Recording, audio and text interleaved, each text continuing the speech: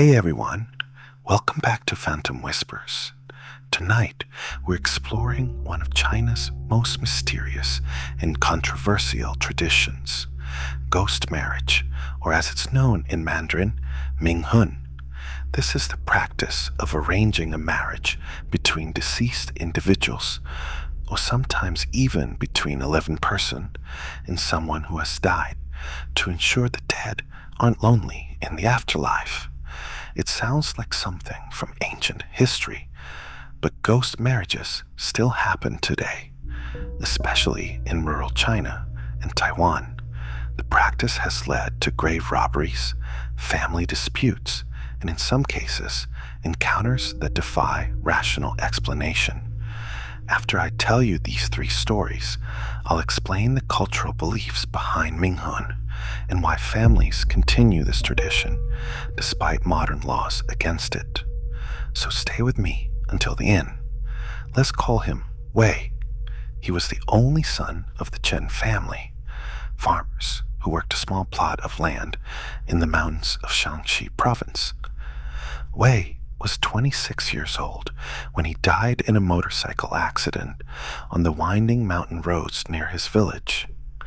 It was sudden, unexpected, and it shattered his parents. But beyond their grief, there was another concern that weighed heavily on them. Wei had died unmarried. In traditional Chinese culture, particularly in rural areas, dying unmarried is considered deeply unlucky. The belief is that an unmarried soul wanders restlessly in the afterlife, unable to enter the ancestral realm, forever alone and incomplete. For parents, it's a failure of duty. They hadn't fulfilled their responsibility to see their son properly settled. And so, 2 months after Wei's death, his mother, Mrs. Chen, made a decision. She would find her son a wife. This is where the practice of Minghun begins. Ghost marriage isn't a new phenomenon. It dates back over 2,000 years in China, mentioned in texts from the Han Dynasty.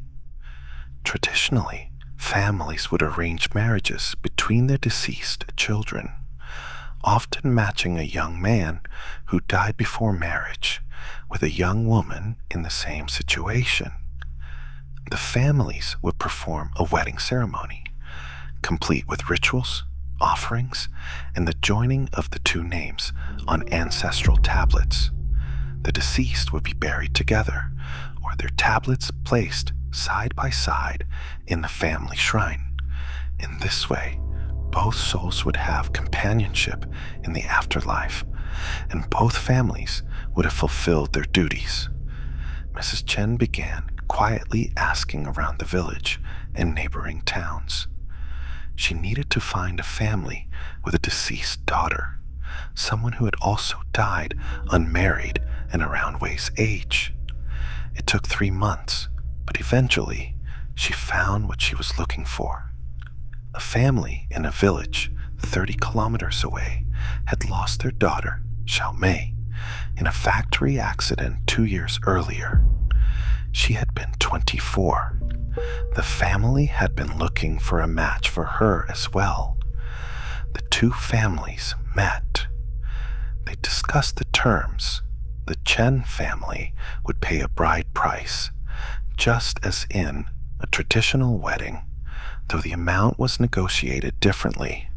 Ghost marriages often involve significant sums of money, sometimes tens of thousands of yuan, because finding a suitable match is difficult. The families agreed on the details. A date was set. A Taoist priest was hired to perform the ceremony. The wedding took place on a gray autumn morning. The ceremony was held at the Chen family home in front of the ancestral altar.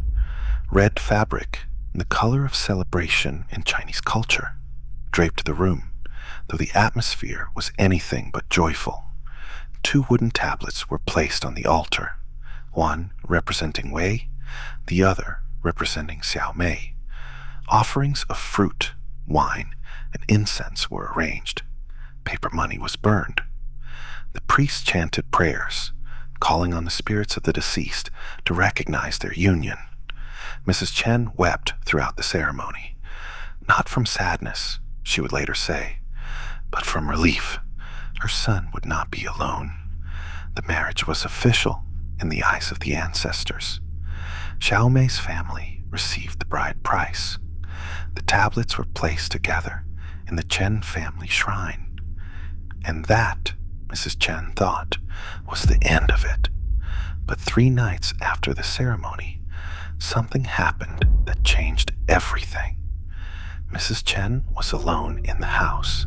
Her husband had gone to the neighboring village for a community meeting. It was around 10 in the evening, and she was preparing for bed when she heard a sound from the main room. The soft rustle of fabric, like someone moving in the dark. She called out, thinking her husband had returned early. No answer. The sound stopped. She walked into the main room, turning on the light. The room was empty, but the air felt different, colder, and there was a smell, faint, sweet, like the osmanthus flowers that had been part of the wedding offerings. She looked at the ancestral altar. The incense she had lit that morning had burned down to ash, but now, impossibly, there was smoke rising from the incense holder. Fresh smoke, as if someone had just lit new incense. Mrs. Chen's hands trembled as she approached the altar. The 2 tablets, Wei's and Xiaomei's, sat side by side, undisturbed. But next to them, on the altar, was something that hadn't been there before. A small red cloth pouch, tied with golden thread. It was the kind of pouch used in traditional weddings, to hold jewelry or small gifts from the bride to the groom's family. She picked it up. It was light, almost empty. She untied the thread and opened it. Inside was a single item, a small jade pendant, carved in the shape of a lotus flower. It was old, the jade slightly yellowed with age, but beautiful, and it was warm to the touch, as if someone had been holding it. Mrs. Chen didn't recognize it. It hadn't been part of the offerings. It hadn't come from Xiaomei's family. She had seen everything they brought to the ceremony. So where had it come from? She heard the sound again, the rustle of fabric. This time it came from behind her.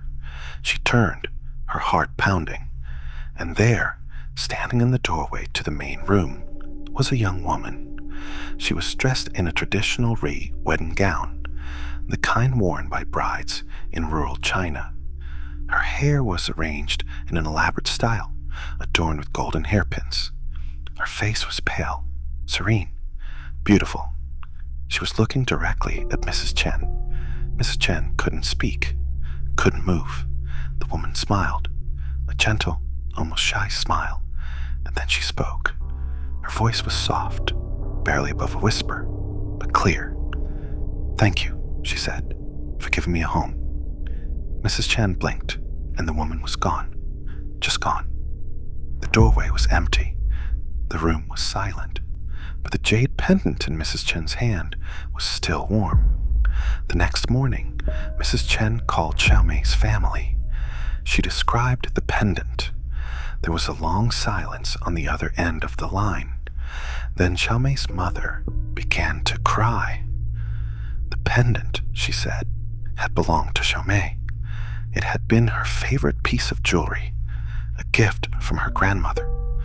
She had been wearing it the day she died. It had been buried with her.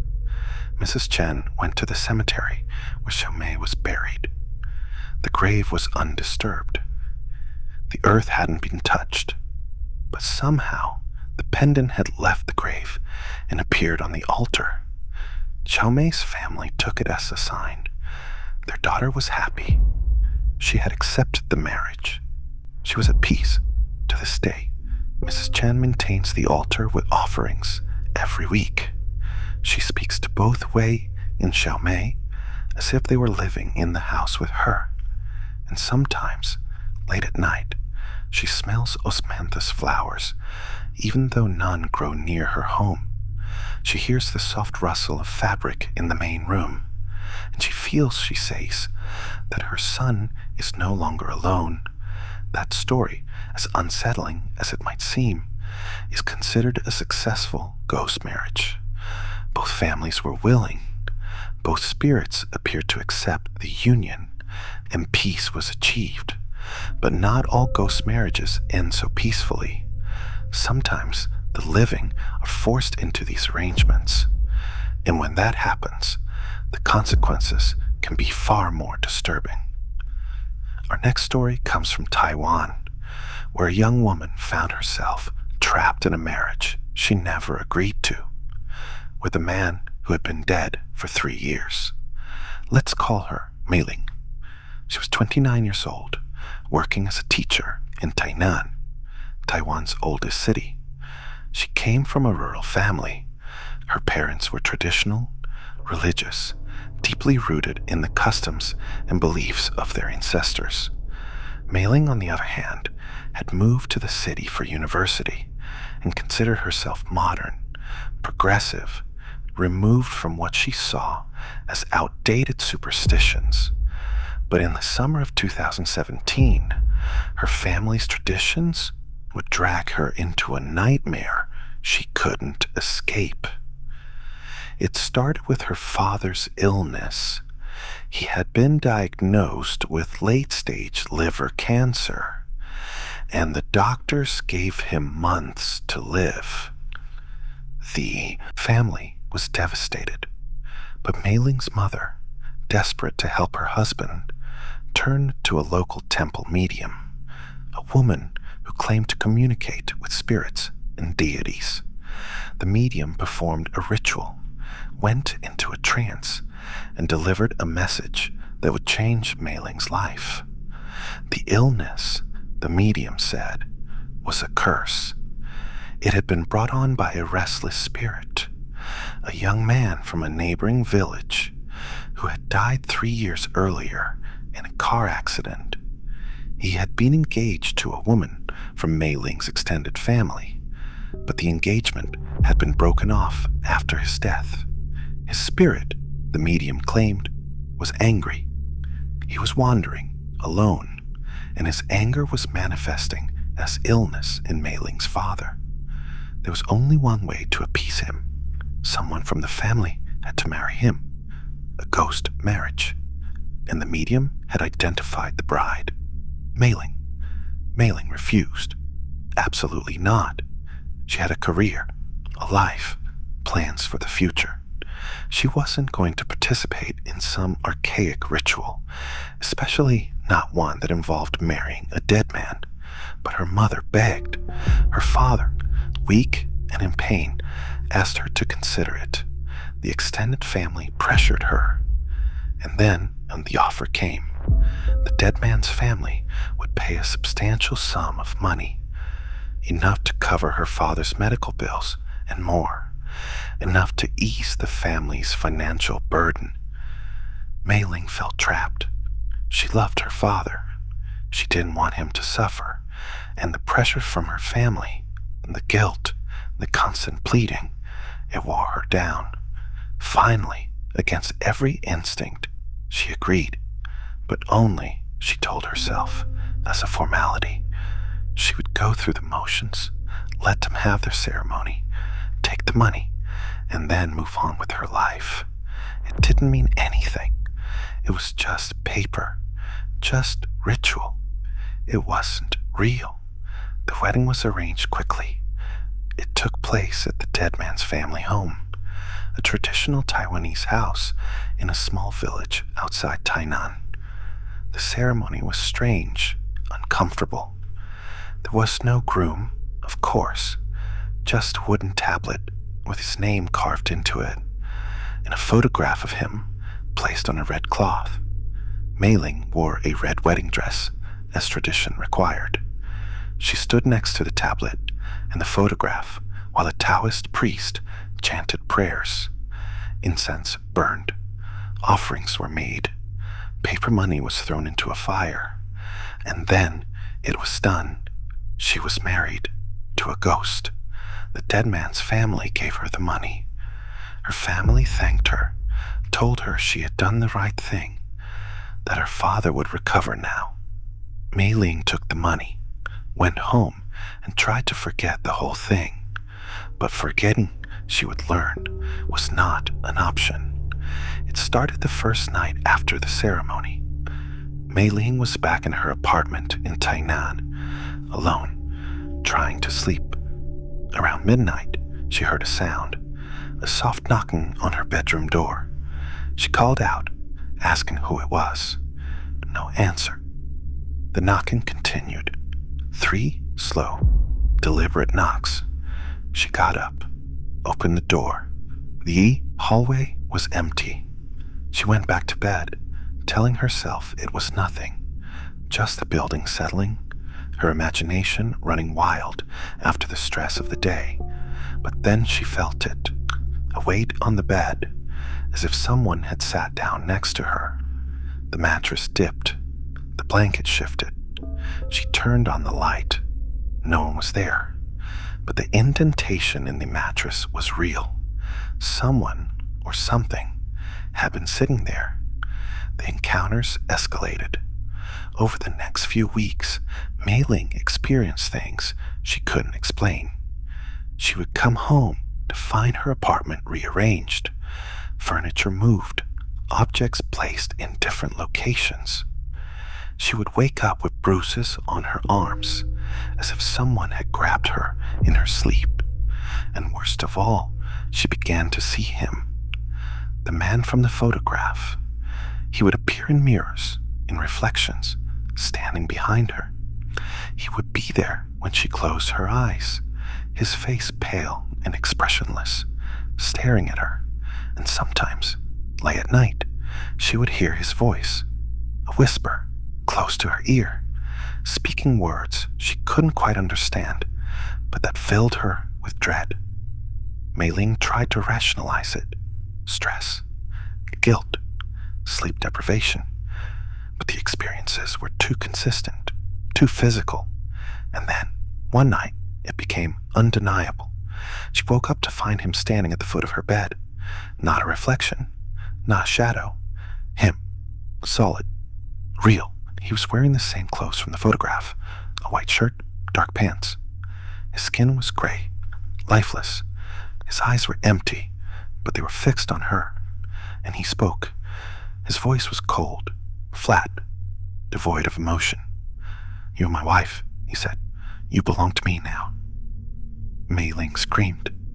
She threw the blanket at him and ran out of the room.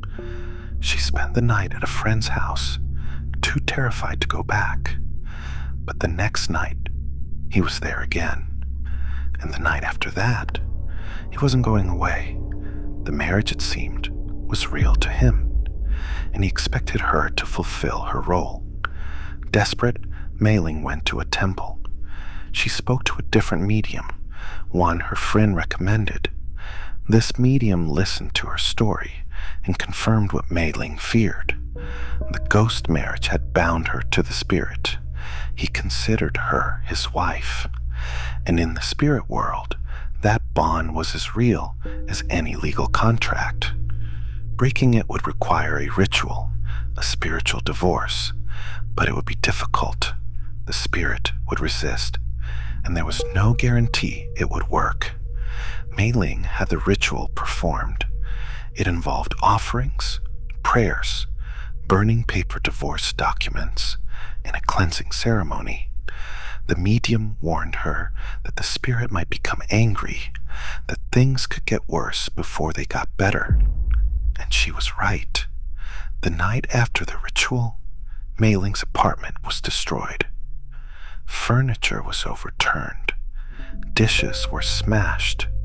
And written on the bathroom mirror, in what looked like condensation, were 2 words: "You're mine." But after that night, the encounters stopped. The presence faded. Mei Ling moved to a new apartment, changed her phone number, and tried to rebuild her life. Her father, for what it's worth, did recover. The cancer went into remission. Her family considered the ghost marriage a success. But Mei Ling knows the truth. She paid a price. And even now, years later, she still feels watched. She still avoids mirrors. And she never, ever speaks about the ghost marriage to anyone outside her closest friends. Ghost marriages, as you've heard, are often arranged by families with good intentions, or at least intentions they believe are good. But there's a darker side to this practice, because where there's demand, there's a market. And in some parts of China, that market has led to grave robbery, human trafficking, and even murder. Our final story takes us to Henan province in 2016, where a group of men learn the hard way that stealing the dead comes with consequences far worse than any prison sentence. In rural China, especially in provinces like Henan, Shaanxi, and Shanxi, ghost marriages have created a disturbing black market. Families with deceased unmarried sons are willing to pay large sums of money, sometimes hundreds of thousands of yuan, for a female corpse to serve as a ghost bride. This demand has led to organized grave robbery. Criminal gangs dig up recently buried women, steal the bodies, and sell them to desperate families. It's illegal, of course, but in remote areas, enforcement is lax, and the trade continues. In the autumn of 2016, a group of 4 men in Henan province decided to enter this trade. Let's call them Yang, Liu, Wang, and Chen. They weren't hardened criminals. They were farmers, construction workers, men struggling to make ends meet. But they had heard stories of people making quick money by selling corpses for ghost marriages. And they were desperate enough to try. They did their research. They found out which families in the area had recently lost young women. They learned which cemeteries were poorly guarded, which graves were fresh. And one night in October, they drove to a small cemetery on the outskirts of a village, armed with shovels, flashlights, and a van. The grave they targeted belonged to a young woman named Lian. She had been 22 years old when she died in a drowning accident 3 months earlier. Her family had buried her in the village cemetery, a simple plot marked with a stone. The men waited until after midnight, when the village was asleep, and then they began to dig. It took them 2 hours to reach the coffin. It was a cheap wooden box, already beginning to rot from the damp earth. They pried it open. Inside, Lian's body was wrapped in white burial cloth, her face covered. The men didn't look at her face. They didn't want to. They just wanted to get the job done, take the body, and leave. They lifted the corpse out of the coffin, wrapped it in a tarp, and carried it to the van. As they were loading the body, Zhang, the leader of the group, felt something strange. The air around the grave had gone cold. Not just cool, cold, like stepping into a freezer. His breath came out in visible puffs, and there was a smell, faint but unmistakable, rotting flowers, sweet and sickly. He looked at the others. They felt it too, but they didn't say anything. They just wanted to leave. They drove to a town 2 hours away, where they had arranged to meet a buyer, a family with a deceased son who wanted a ghost bride. The transaction was supposed to be simple. They would hand over the body, receive the money, and disappear. But when they arrived at the meeting point, a deserted warehouse on the edge of town, the buyer wasn't there. They waited 1 hour, 2 hours. No one came. Liu, one of the men, started to get nervous. He wanted to leave, to dump the body and forget the whole thing, but Zhang insisted they wait. They had come too far. They needed the money. So they stayed in the warehouse, the van parked inside, the body in the back, wrapped in the tarp. Around 3 a.m., things started to go wrong. Wang, who had been sitting in the van, suddenly shouted. The others ran over. He was pale, shaking, pointing at the back of the van. She moved, he said. The body moved. I saw it. Zhang told him he was imagining things. Corpses don't move. It was rigor mortis, or the tarp shifting. But Wang was insistent. He had seen the tarp move, as if something underneath it had shifted position. The others looked. The tarp was still, but the smell was stronger now, that rotting flower smell. And the air in the warehouse was freezing. Chen, the youngest of the group, said they should leave, right now. Forget the money. Just go. But Zhang refused. They had a deal. They would wait. And then they heard it. A sound from the back of the van. A soft, wet sound, like something dragging across metal. The men froze. The sound came again. And then the tarp moved. Not a little shift. It moved as if something underneath it was sitting up. Liu screamed. He ran out of the warehouse. Wang followed. Chen stood there, paralyzed, staring at the van. Zhang, trying to maintain control, walked to the back of the van and grabbed the tarp. He told himself it was nothing, just the body settling. He pulled the tarp back. Lian was sitting up. Her eyes were open. Her skin was gray, mottled with decay, but her eyes were open, and they were looking directly at him. Her mouth moved, and a sound came out, a low, guttural whisper, like air escaping from a corpse, but it formed words. Words Zhang would never forget. Take me home. Zhang stumbled backward. He fell, scrambled to his feet, and ran. He didn't stop running until he was out of the warehouse, into the street, gasping for air. The others were already in the street, terrified, incoherent. They got in the van. Zhang driving, shaking so badly he could barely hold the wheel. And they drove. They didn't know where. They just drove. But the body was still in the back. And as they drove, they heard sounds, scratching, tapping, and that voice, over and over, whispering from the back of the van. Take me home. Take me home. They drove back to the cemetery. They didn't discuss it. They just knew. They had to return her. They pulled up to the grave they had dug, the hole still open, the coffin still visible in the dirt. They dragged the body out of the van, still wrapped in the tarp, and lowered it back into the grave. They filled the hole as fast as they could, shoveling dirt with their bare hands, not caring about the noise, not caring if anyone saw them. They just needed to bury her again. When the grave was filled, the sound stopped. The cold air lifted, the smell faded, and the men, exhausted, terrified, collapsed on the ground. The next day, Lian's family found the grave disturbed.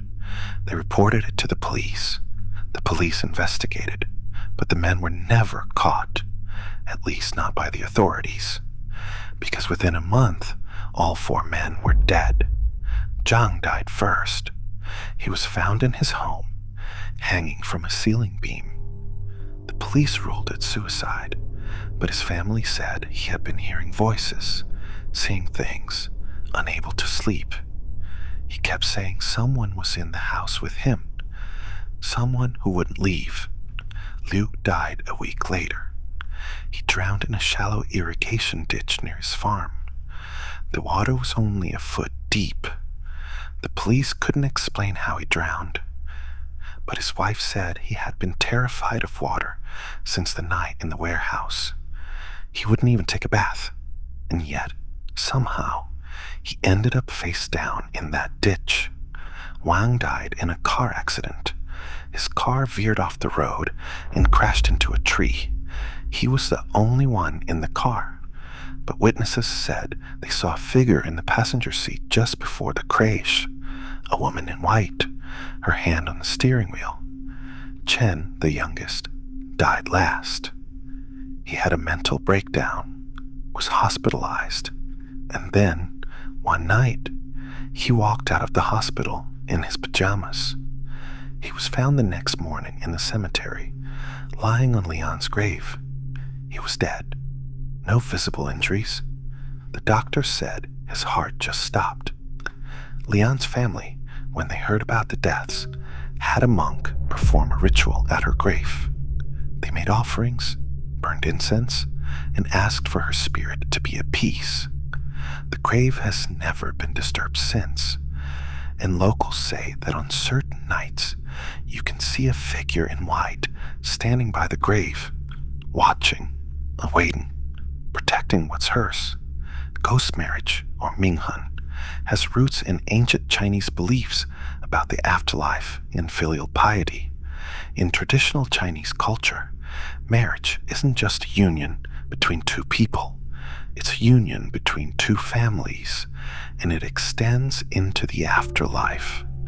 An unmarried person, especially a young man, is considered incomplete. His spirit cannot enter the ancestral realm to be honored by future generations.